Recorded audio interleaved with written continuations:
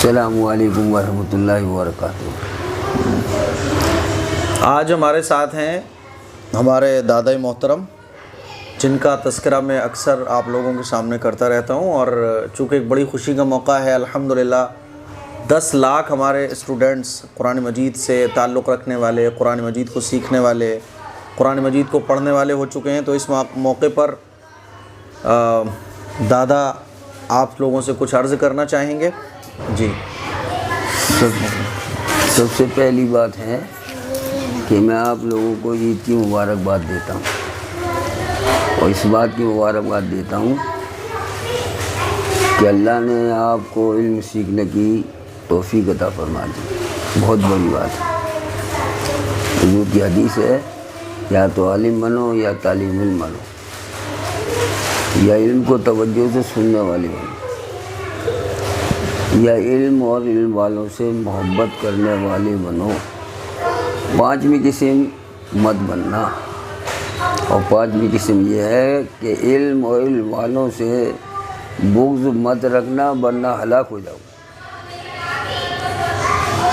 تو بہت بڑی بات ہے، اللہ تعالیٰ قبول فرمائے آپ کے پڑھنے کو اور آپ کے علم سیکھنے کو۔ علم سیکھنا بھی ہے اور پوری دنیا میں اس کو پھیلانا ہے، کہ پوری دنیا کے لیے ہم پیدا کیے گئے ہیں۔ اس لیے میری درخواست ہے تمام طالب علموں سے کہ وہ اس علم کو پھیلانے کی کوشش کریں، اور علم میں ترقی جب ہوگی جتنا استاد کی دل میں عظمت ہوتی ہے، استاد سے جتنی محبت ہوگی اتنا زیادہ علم سیکھ لو گے۔ اس لیے اللہ آپ کو مبارک کرے اور آپ کو قبول کرے، اور میں دعا کرتا ہوں کہ اللہ تعالیٰ اس میں ترقی کرے، اور معاویہ ہمارے پوتے ہیں۔ اصل میں جتنے بھی ہمارے اسٹوڈنٹس ہیں ان کی بڑی خواہش تھی کہ کبھی آپ دادا کو لے کر آئیں، کیونکہ جب بھی کوئی بات ہوتی تھی تو اس میں دادا کا تذکرہ آتا تھا، گھر والوں کا تذکرہ آتا ہے، تو سب کی بڑی تمنا تھی۔ اب چونکہ یہ بڑی خوشی کا موقع ہے کہ 10 لاکھ ماشاءاللہ سبسکرائبرز، یعنی اسٹوڈنٹس جو قرآن سے تعلق رکھنے والے، وہ کمپلیٹ ہوئے۔ تو اسٹوڈنٹس کو آپ نے جو نصیحتیں کی اس کے ہم تہہ دل سے شکر گزار ہیں، اور کوئی ایسی بات جو زندگی میں یہ لوگ یاد رکھیں، اس کو مطلب سامنے رکھ کے زندگی گزاریں، کوئی ایک ایسی نصیحت۔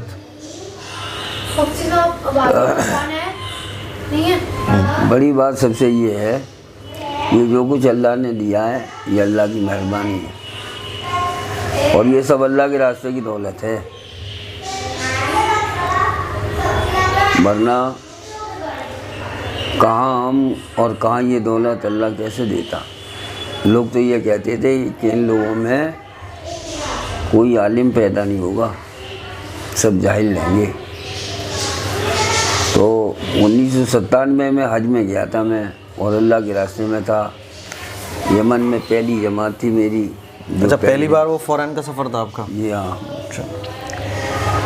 تو اس میں بیت اللہ میں ایک میرا دوست تھا، تو اس نے کہا کہ ہم نے سنا ہے کہ ایک صاحب کہہ رہے تھے کہ ان میں سب لوگ جاہل رہیں گے۔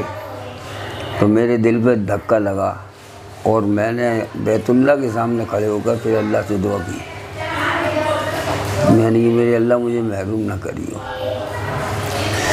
تو یہ بیت اللہ کی میری مراد ہے جو اللہ نے دی ہے۔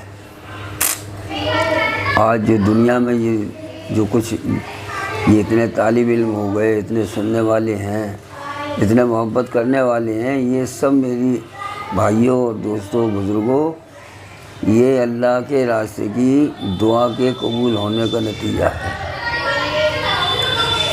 تو اللہ نے میری دعا قبول کر لی، اور معاویہ کو اللہ نے دے دیا کہ لے ایسا عالم دیں گے ہم جو نسلیں تک یاد کریں گے۔ تو میری درخواست ہے کہ اللہ کے راستے میں خوب دعائیں کیا کرو اللہ سے، اور نماز تہجد کی پڑھنے میں جب سجدے میں جایا کرو تو اللہ خود کہتا ہے کہ میں تیرے قریب بیٹھا ہوتا ہوں، تو مجھ سے مانگ تو صحیح، اور میں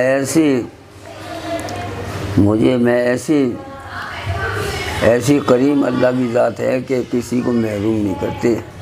اللہ کو واپس کرنے میں شرم آتی ہے، تو ہم مانگتے ہی نہیں اللہ سے، اس لیے میری درخواست ہے آپ سے کہ تہجد کا اہتمام کریں، اور جب سجدے میں جائے کریں تو پھر اللہ سے خوب دعائیں کریں، اگر نفلی نمازوں میں خوب دعائیں کریں، اللہ سے دعائیں قبول ہوں گی۔